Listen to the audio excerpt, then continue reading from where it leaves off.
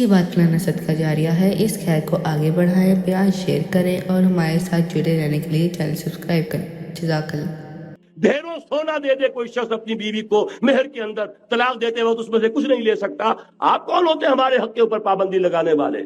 اور عمر نے کہا آج ایک بڑھیا نے وہ اب عمر کو دین سکھایا، آرڈیننس واپس۔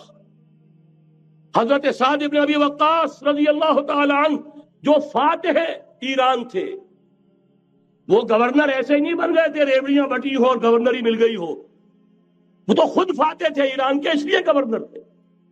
صرف ایک پرچہ پہنچا ہے بارگاہ خلافت میں، حضرت عمر فاروق کے پاس انفارمیشن آئی سعد نے اپنے گھر کے باہر ڈیوڑی بنا لی ہے اور ایک دربان کھڑا کر دیا ہے، حضرت بلال کو بھیجا ہے رقعہ دے کر، اور یہ حکم تھا کہ بلال پہلے تو جاتے ہی ڈیوڑی میں آگ لگا دینا، پھر یہ رقعہ دینا میرا۔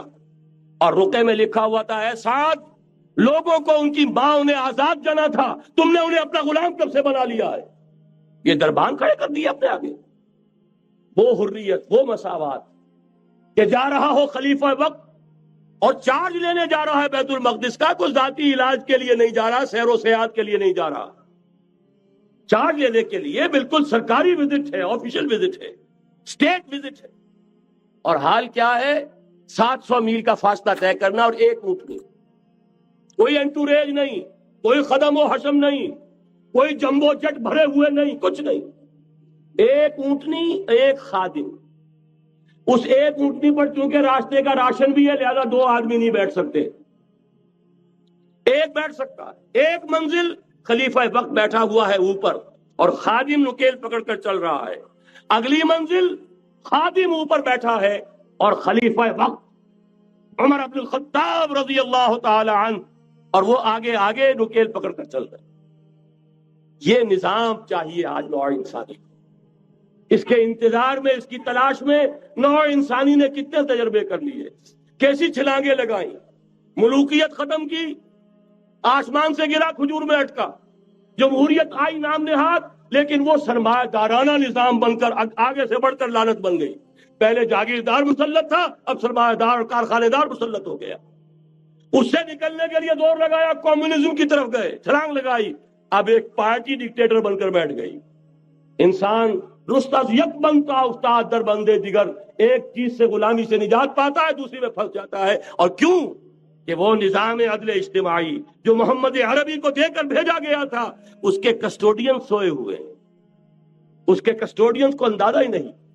یہ نسخہ تو ہمارے پاس تھا، ہمیں عمل کرنا تھا اور دنیا کے سامنے پیش کرنا تھا۔ پاکستان بنایا اس لیے گیا تھا کہ ہم اس کا ایک نمونہ دنیا کے سامنے پیش کریں گے۔ قائد اعظم نے فرمایا تھا کہ ہم یہ چاہتے ہیں کہ پاکستان کی صورت میں عہد حاضر میں اسلام کے اصول حریت و اخوت و مساوات کا ایک نمونہ قائم کر کے دکھائیں۔ کہاں ہے وہ؟ بھٹک گئے، سو گئے۔ بہرحال اب بھی وقت ہے، جب تک سانس تب تک آس۔ میرے عزیز نے تو ڈرایا ہے اور صحیح ڈرایا ہے۔ اللہ تعالیٰ نے 25 برس انتظار کیا تھا، پہلے عذاب کا کوڑا پھر مارا ہماری پیٹھ پر۔ وَلَنُذِيقَنَّهُم مِّنَ الْعَذَابِ الْأَدْنَىٰ دُونَ الْعَذَابِ الْأَكْبَرِ، بڑے عذاب سے پہلے چھوٹا عذاب کا مزہ چکھائیں گے، لَعَلَّهُمْ يَرْجِعُونَ، شاید کہ لوٹ آئیں۔ وہ ہم سے 1000 میل کے فاصلے پر ہوا تھا، اگرچہ 93,000 ہمارا کڑیل جوان، جن میں غالباً 43,000 فوجی، اور یہ کہ تقریباً اتنی تعداد میں جو غیر فوجی تھے، وہ اس ہندو کے غلام بنے، قیدی بنے، جن پر 800 برس تک، کہیں 600 برس تک، کہیں 1000 برس تک حکومت کی تھی۔ اتنی بڑی شکست کا کلنک کا ٹیکا ہماری پیٹھ پر پڑا۔ پہلے عذاب کا کوڑا آ گیا تھا، 25 برس ہو گئے تھے قمری حساب سے، نوٹ کر لیجئے، یہ نہ سمجھیے 24.25 برس ہوئے تھے، 24.25 برس قمری حساب سے 25 برس تھے۔ اور اب لوٹ کر لیجئے اگلے 25 برس کے پورے ہونے میں اگلے رمضان کی 27 تاریخ تک صرف مہلت ہے۔ نصف صدی پوری ہوا چاہتی، کوئی عجب نہیں اس عذاب الادنا کے بعد ہم جاگے نہیں، ہوش میں نہیں آئے، کوئی عجب نہیں کہ بڑے عذاب کا کوڑا ہماری پیٹھوں پر برس جائے۔ لیکن مجھے یہ یقین ہے، نوٹ کر لیجئے، اگر یہ دوسرا امکان ہو گیا، خدا نہ خواستہ اللہ کے عذاب کا کوڑا ہماری پیٹھ پر برسا، مجھے یقین ہے اللہ ہندوؤں کو مسلمان بننے کی توفیق دے گا، لیکن اسلام کا بول بالا اسی خطے سے ہوگا۔ تاریخ میں یہ ہو چکا ہے آیا فتنہ تاتار کے افسانے سے، پاسباں مل گئے کعبے کو صنم خانے سے۔ تاتاریوں کے ہاتھوں کروڑوں مسلمان قتل ہوئے، لیکن اسلام نے تاتاریوں کو فتح کر لیا، اور پھر اسلام کا مسلمانوں کا دوسرا دور عروج انہی تاتاریوں کی مختلف شاخوں کے تحت ہوا۔ وہ تاتاری ہی تو تھے، وہ سارے ہورس، ٹرکش ہورس، ترکان تیموری، ترکان صفوی، ترکان سلجوقی، ترکان عثمانی، وہی تو سٹاک تو وہی ہے آیا فتنہ تاتار کے افسانے سے، پاسباں مل گئے کعبے کو صنم خانے سے۔ اس لیے کہ حضور نے فرمایا مشرق سے ہوگا، جہاں سے فوجیں چلیں گی، تو کوئی عجب نہیں۔ بہرحال یہ دو امکانات ہیں، لیکن اس کا فیصلہ تیرے ہاتھوں میں ہے، دل یا بدن، سیدھی بات۔ اگر تو اب بھی ہم ٹھیک ہو جائیں، جاگ جائیں، ہوش میں آ جائیں، قوم یونس کی طرح توبہ کر لیں، تو بغیر عذاب کے کوڑے کے رحمت خداوندی ہم پر سایہ کرے گی۔ اگر ہم نہ جاگے تو وہ عذاب کا کوڑا آئے گا۔ یہ نہیں میں کہہ سکتا ان ادری قریب بعید ما توعدون، یہ میں نہیں کہہ سکتا، یقین کے ساتھ جانتا ہوں کہ آئے گا، لیکن یہ کہ اس کے بعد بھی یہیں سے بول بالا ہوگا۔ اگر ہمارے ذریعے نہیں تو ان کے ذریعے سے، جو ہمیں شکست دے کر پھر اسلام قبول کر لیں گے، لیکن کیوں نہ پہلے ہی راستے پر چلنے کی کوشش کریں۔ مرشد دے عشق تصور وچ ایک ہور نظارہ ویکھ لیا۔ اب شعر مجھے بے دل کا یاد آ گیا۔ ستمست گر ہوست کشد کے بے سیر سر و سمندرا، تجھے غنچہ کم نہ دمیدئی در دل کشا بچمن درا۔ یہ مولانا منتخب الحق صاحب قادری نے ایک کلاس میں پڑھا تھا، میں نے اس سے پہلے کبھی نہیں سنا تھا، لیکن یہ ان کے پڑھنے کے انداز کا اعجاز تھا اور میرے ذہن کی مناسبت کا مظہر تھا۔ اسی وقت یاد ہو ستم است، بڑا ہی ستم کا معاملہ ہے، بڑا ظلم ہے۔ ہوست کا شد کہ تمہیں خواہش نفس کھینچ کر لے جاتی ہے کہ بے سیر سر و سمندر آ کے چلو غنچے میں پھول دیکھیں، سر و سمن کی بہار دیکھیں۔ تمہیں غنچہ کم نہ دمی، یہ تو خود ایک کھلا ہوا غنچہ، در دل کشا، کبھی اپنے دل کا دروازہ کھول، بچمن درا، یہ جو باطنی چمن اندر جو اللہ نے کھلا رکھا ہے، اس کے اندر آؤ، اس کی سیر۔ خارج کے پھولوں کی سیر کرتے پھرتے ہو، اپنے من میں ڈوب کر پا جا سراغ زندگی۔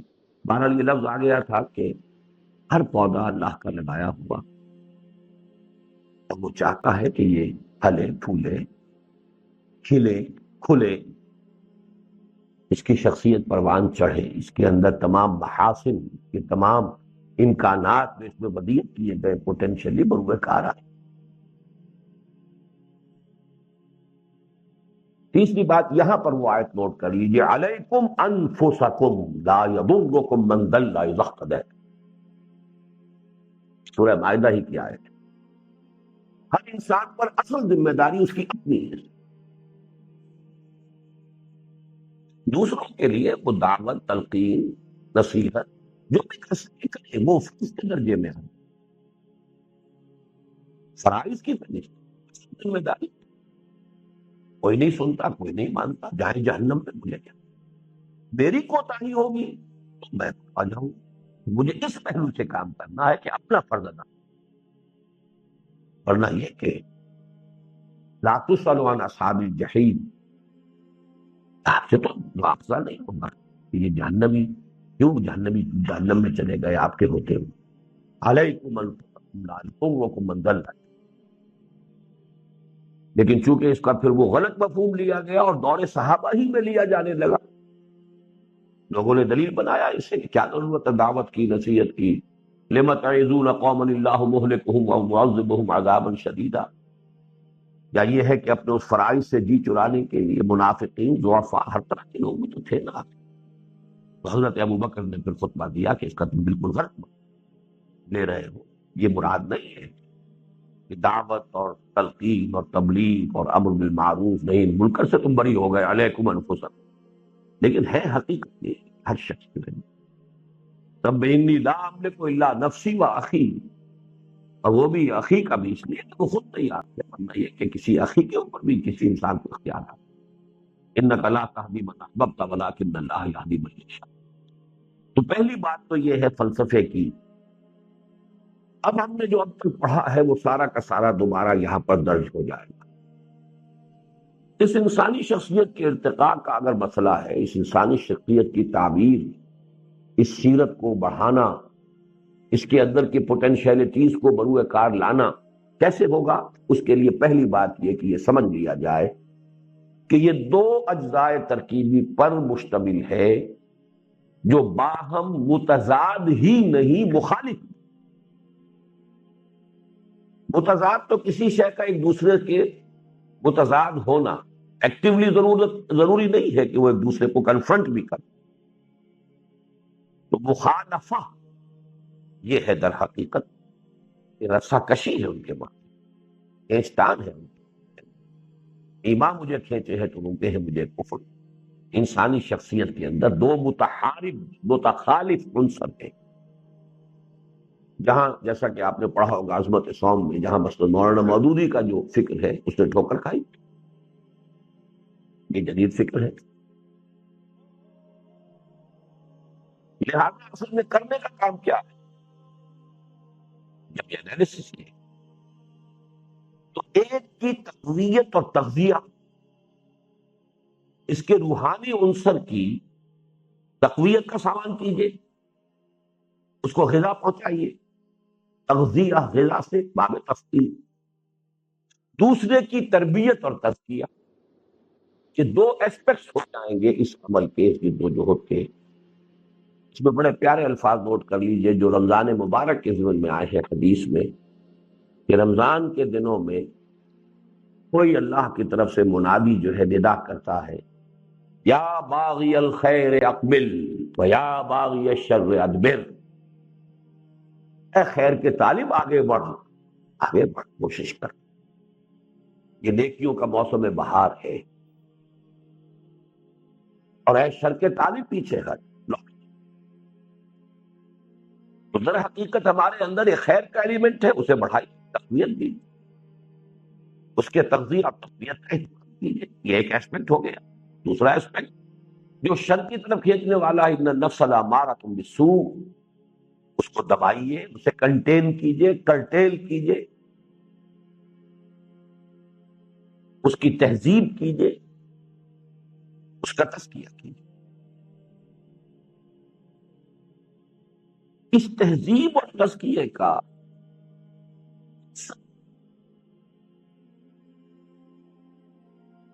اس کی فنا نہیں، انہیلیشن نہیں، تہذیب نفس، تزکیہ نفس، سیلف کنٹرول، ضبط نفس، سیلف پیوریفیکیشن، تزکیہ پیوریفیکیشن، ناٹ سیلف انہیلیشن۔ یہ سیلف انہیلیشن ان غلط چیزوں میں سے جو بعد میں ہم دیکھیں گے کہ وہ آئی ہے، کیوں آئی ہے، لیکن ان دونوں الفاظ کو نفس کشی نہیں،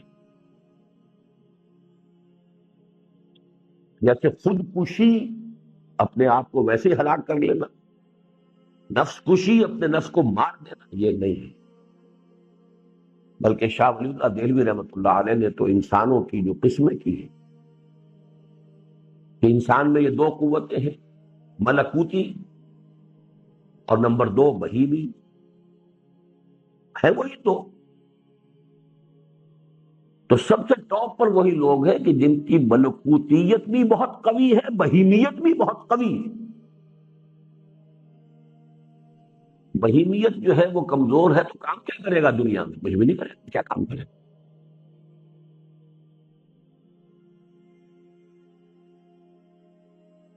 سب سے نیچے وہ ہیں جن کی بہیمیت ضعیف اور بہیمیت قوی اور ملکیت ضعیف، وہ درجہ بندی ہوگی تو نوٹ کیجئے اسلام میں سیلف انہیلیشن نہیں ہے، ضبط نفس، سیلف کنٹرول۔ اس کو میں تہذیب نفس کہہ رہا ہوں، تہذیب اسی کا نام ہے، آداب۔ اور نمبر 2 پیوریفیکیشن، جس کا نتیجہ ایک نکلتا ہے، یہاں یہ لفظ میں وضع کر رہا ہوں، اس سے پہلے یہ لفظ اس معنی میں استعمال نہیں ہوا، لیکن یہ کہ یہ مانا جاتا ہے کہ اصطلاحات وضع کرنے کی ہر ایک کو آزادی ہوتی ہے. کوئی بھی سوچنے سمجھنے والا آدمی ہے، he has the right to coin his own terminology. یہ تحریر الروح ہے. تحریر یہاں پر حریت سے، liberation of the civil, liberation of the spirit. نفس کا دباؤ جو ہم نے پڑھا ہے عظمت صوم میں، کہ جتنی یہ بیڑیاں بھاری ہوگی روح اتنی ہی بندھی رہے گی، دبی رہے گی. جتنا ان کو ہلکا کریں گے وہ اتنی ہی اوپر جائے گی. تو روح کو آزاد کرنا اس نفس امارہ کے تسلط سے، لبریٹ کرنا.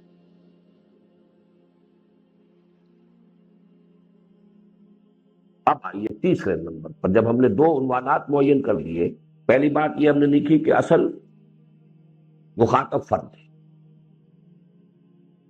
فرد کی تعمیر، ترقی، یہ دین کا اصل مطلب. دوسری بات یہ کہ فرد ہے دو متضاد بلکہ متخالف و متحارب عناصر پر سے مرکب.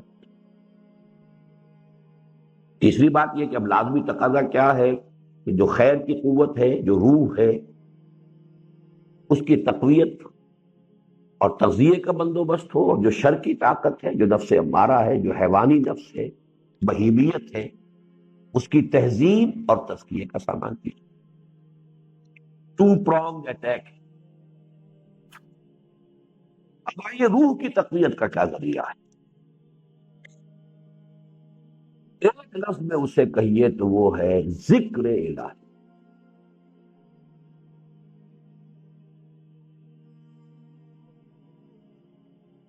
اس کا فلسفہ کیا ہے یہ اب آپ پڑھ چکے ہیں، ہماری کتابوں میں عام ہے. میری پہلا پمفلٹ چھپا ہے مسلمانوں پر قرآن مجید کی حقوق، ذکر اور آیات اس کے حوالے سے پوری وضاحت میں. ایک ڈوگمنٹ کانشسنس ہے، روح انسانی میں معرفت رب موجود ہے، وہیں سے آئی ہے. ہم کہہ نہیں سکتے کہ اللہ تعالیٰ کی ذات کے ساتھ لفظ جز، اس کا جز تو نہیں ہے، صادر تو وہیں سے ہوئی ہے. امر رب ہے، وہ اندھی پہ نہیں ہے، البتہ سوئی ہوئی ہوتی ہے. یہ ذکر اس کو بیدار کر. میں آج اپنے نوٹس دیکھ رہا تھا تو چشتی صاحب نے ایک جملہ سنایا تھا، can't Hume awakened me from the dogmatic slumber. ہیوم کی کتابیں پڑھ کر کانٹ کہتا ہے کہ میں ایک اندھے عقیدے کے اس میں نیند میں سویا ہوا تھا، اس نے مجھے اویک کیا، جگایا. اسی طریقے سے ایک نظم ہے حفیظ جالندری کی، جاگ سود عشق جاگ. اور بالکل ہم نے بچپن میں، یہ یوں سمجھیے کہ میرے ہائی اسکول کے بھی شاید ارلی ڈیز، جب یہ گانا سنا تھا وہ مجھے آج بھی یاد ہے. تم ہی نے مجھ کو پریم سکھایا، سوئے ہوئے ہردے کو جگایا. ہردا کہتے ہیں ہندی میں جی یا نفس، اندر سے جو بھی کہیں، ہردا. سوئے ہوئے ہردے کو جگایا، ایک بہت بڑی حقیقت ہے، سب کچھ اندر ہے. میں نے دو الفاظ کہیں استعمال کیے ہیں، بلکہ وہ یہ ہے، وہ مقصد بعثت نبوی کی جو اس روح کے اندر معرفت رب بھی موجود ہے، محبت رب.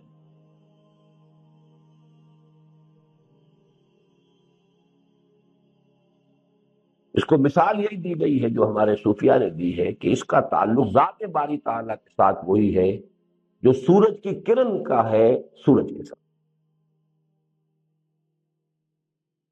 کروڑ میل آ گئی ہے، کروڑ کیا مسئلہ کتنا ہے سورج کا؟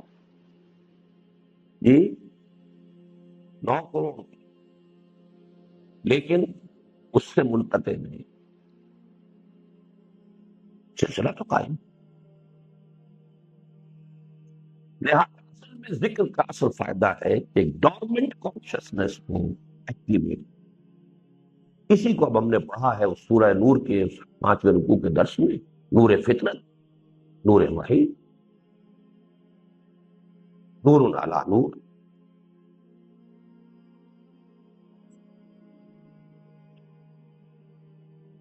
اب اس سے ساری باتیں جوڑتے چلے جائیں گے۔ اب یہ چیزیں وہی ہیں جو ہماری پڑھی ہوئی ہے، سمجھی ہوئی ہے، اس ایک خاص عنوان کے تحت ہم اسے ایک نئی ترتیب سے ریویو کر رہے ہیں۔ احسان نام ہے ایمان کی گہرائی اور گہرائی کے اضافے کا۔ سارا معاملہ ایمان کا۔ اسلام نام ہے جبکہ ایمان صرف زبان پر ہے، at the tip of tongue, lip service تک ہے، زبانی اقرار ہے، یہ اسلام دل میں اتر گیا ہے، تصدیق بالقلب، یہ ایمان ہے۔ اور جب اس میں وہ شدت اور گہرائی پیدا ہو جائے، کام نہ کرنا، اب ہمارے پاس اس سے اونچی کوئی اور مثال نہیں ہے۔ ہماری زبان ہے، اس کے لیے 12 تمثیل وہیں سے لانی پڑی ہے۔ کہاں سے لائیں؟ اس لیے کہ میری آنکھوں کا دیکھا ہوا کیسے میں کیسے یہ تسلیم کر لوں؟ یہ بات میں نے خود، جس سے آگے ہمارے پاس یقین کے لیے کوئی استعارہ نہیں، کوئی تعبیر۔ ایمان جب اس شدت کو پہنچ جاتا ہے کہ کأنک تراہ فإن لم تکن تراہ فإنہ یراک، یا کم سے کم یہ استحضار ہو کہ اللہ مجھے دیکھ رہا، I am in his eyes, I am in his presence۔ جب یقین اس درجے پہ پہنچ جاتا ہے، انسان بات کرتے ہیں، جب سارا کا سارا مسئلہ تو صرف ایمان کا ہے اور ہے کا ہے۔ قل آمنت باللہ ثم استقم، ان الذین قالوا ربنا اللہ ثم استقاموا تتنزل علیہم الملائکۃ الا تخافوا ولا تحزنوا وابشروا بالجنہ، یہی مقام ولایت ہے۔ الا ان اولیاء اللہ لا خوف علیہم ولا هم يحزنون، وہی مقام یہاں بیان ہو رہا۔ اسی میں اب وہ سورہ مائدہ کی آیت بھی اپنے ذہن میں لے آئیے، جس کو ہم نے آج اس کا عنوان میں بھی اس کی تلاوت میں نے کی تھی۔ ایمان، پھر احسان، اور احسان کیا ہے؟ وہ ایمان اس درجے کو پہنچ جائے کأنک تراہ فإن لم تکن تراہ فإنہ یراک۔ یہی حدیث جبرائیل میں ہے، اخبرنی عن الاسلام اخبرنی عن الایمان اخبرنی عن الإحسان۔ اب یہاں میں ذرا ڈائگریس کر رہا ہوں، اس کو اضافی ایک موضوع سمجھیے، لیکن ہے اس سے متعلق، اس لیے اپینڈکس کے درجے میں ہے۔ اس کو میں نے اپنے جو محاضرات ہیں حقیقت ایمان پر، اس میں تفصیل سے بیان کیا ہے کہ ایمان کے حصول کے 3 درجے۔ محض ایک فزیکل فنومینن کی حیثیت سے صحبت سے بھی ایمان ہے، صحبت صاحب یقین سے بھی ایمان حاصل ہوتا۔ بھٹی کے پاس بیٹھیں گے ہر آتا ہے، صحبت، پریکٹس سے، عمل سے بھی ایمان اور یقین، خاص جو بھی احکام شریعت کے ان کے اوپر آپ رہیں گے تو عمل سے بھی۔ لیکن یہ دونوں ایمان سارٹ آف بلائنڈ فیتھ، اس میں انٹلیکچوئل ایلیمنٹ نہیں ہے، اس میں فہم اور شعور اور تفقع کا ایلیمنٹ ہے۔ اگرچہ گہرائی ہو سکتی ہے انتہائی، گہرائی کا تعلق اس سے ہے ہی نہیں صرف۔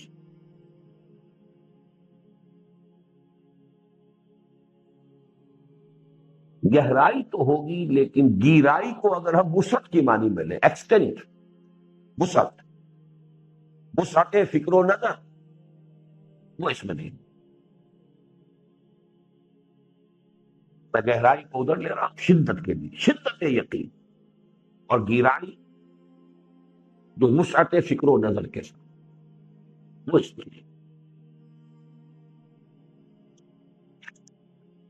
ایمان کی کہ جس میں یہ انٹلیکچوئل ایلیمنٹ بھی ہو، گہرائی کے ساتھ گہرائی بھی ہو، وہ ایمان جو اعلیٰ وجہ البصیرت ہو، اعلیٰ بصیرت انا ومن اتبعنی کا مصداق ہو، وہ صرف وہ قرآن سے ملے گا اور کہیں سے نہیں۔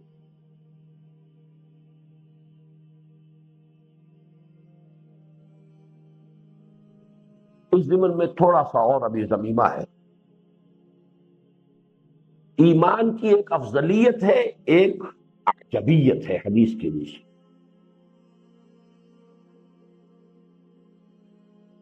افضلیت جو ہے اس کی، وہ صحابہ کرام کی مسلم ہے اہل سنت کے نزدیک۔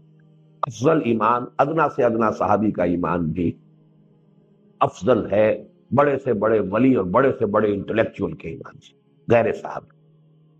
لیکن ظاہر بات ہے صحابی میں بھی پھر فرق رہے گا۔ ضرور یہ نہ سمجھیے کہ وہاں صرف صحبت سے ایمان آئے گا۔ صحبت کا ایمان تو سب میں مشترک ہوگا، لیکن ان میں انٹلیکچوئل تھے، انہوں نے قرآن مجید سے جس طریقے سے اخذ کیا ہے، تو یہ نہ سمجھیے کہ صحابہ کا معاذ اللہ ایمان it was divide of that element اور ڈیوائڈ آف دیٹ ڈائمنشن، نو۔ لیکن کوئی صحابی ایسے ہو سکتے ہیں کہ جن کا وہ انٹلیکچوئل جو ہے وہ کیلیبر نہ ہو، وہ مقام نہ ہو، اور ان کے ہاں صرف بلائنڈ فیتھ ہو، لیکن وہ بلائنڈ فیتھ صحبت محمدی سے ملا صلی اللہ علیہ وسلم، تو وہ افضل رہے گا قیامت تک۔ البتہ ایمان کا حسن، عجبیت، یہ میں اس لیے کہہ رہا ہوں کہ محرومی کا احساس نہیں ہونا چاہیے۔ حضور نے ہماری محرومی کے ازالے کے لیے کیسی کیسی باتیں فرمائی کہ احساس محرومی نہیں ہونا چاہیے۔ ایک تو آپ نے فرمایا کہ میری امت کا معاملہ عجیب ہے، بارش کے مانند ہے، نہیں کہہ سکتے کہ اس کا اول بہتر ہے یا آخری بہتر ہے، لہذا کوئی پرواہ نہیں اگر ہم آخری زمانے میں ہیں۔ سارے راستے کھلے ہیں، صدیقیت اور شہادت کے سارے مراتب سوائے نبوت کے درجے کے وہ بند ہیں، وہ تو صحابہ کے لیے بھی بند تھا، باقی تو سارے مراتب ہوتے۔ آئیے گوئے ہے اور چوگاں، مجھے آؤ تباہ محنت کرو، اکتساب کرو، باقی ہر شے اکتسابی ہے سوائے مرتبہ نبوت۔ دوسرے آپ نے فرمایا وہ جو ایمان کی حدیث میں نے بارہا سنائی ہے کہ حضور نے سوال کی، ای الخلق اعجب الیکم من محمد، صحابہ سے سوال کیا کہ جملہ مخلوقات میں سے سب سے حسین ایمان کی، ذرا سوچو۔ اب انہوں نے پہلے کہا کہ ملائکہ، آپ نے فرمایا ملائکہ، ان کا کیا کمال ہے، کون سا تیر مارا انہوں نے ایمان میں، وما لهم لا يؤمنون وهم عند ربهم، کیسے ایمان نہ لاتے ہو، تو اپنے رب کے حضور میں حاضر ہے، یہ حقائق منکشف ہے۔ پھر ان کا کہ فالانبیاء وما لهم لا يؤمنون والوحی ينزل علیہم، وہ کیسے ایمان نہ لاتے ہو تو وحی نازل ہو رہی ہو کیوں؟ فنحن، تو اب ہم نے فرمایا وما لكم لا تؤمنون وانا بین اظہرکم، تم کیسے ایمان نہ لاتے جبکہ میں تمہارے مابین ہوں۔ ان اعجب الخلق الی ایمانا لاخواننا الذین یاتون من بعد یجدون صحفا فیہ کتاب اللہ فیؤمنون بما فیہا، میرے نزدیک تو سب سے حسین ایمان ہمارے ان بھائیوں کا ہوگا جو میرے بعد آئیں گے، انہیں تو اوراق ملیں گے جن میں اللہ کی کتاب درج ہوگی۔ یہ ایک روح جو سمجھیے کہ اس بحث کی کہ ایمان اصل مقصود روح کی تقویت جس کو ہم کہہ رہے ہیں وہ ہے ذکر الہی، اس کا حاصل ایمان، اور اس میں اصل شے قرآن۔ یہی وجہ ہے کہ قرآن نے اپنے آپ کو ہی الذکر کہا، ذکر الذکر۔ اب یہاں الف لام عصر کا بھی ہو سکتا ہے، کل کا کل ذکر ہی ہے، جنس کا بھی ہو سکتا ہے، کل جنس سے ذکر اس کے اندر محصور ہو گئی۔ اس میں ہے الصلاۃ، صلاۃ میں بھی دو ایلیمنٹ ہے، یہاں کیجیے گا قرآن، فجر کی نماز کو تو کہا ہی قرآن الفجر، اچھی بات پھیلانا صدقہ جاریہ ہے، اس خیر کو آگے بڑھائیں، پیار شیئر کریں اور ہمارے ساتھ جڑے رہنے کے لیے چینل سبسکرائب کریں۔ جزاک اللہ۔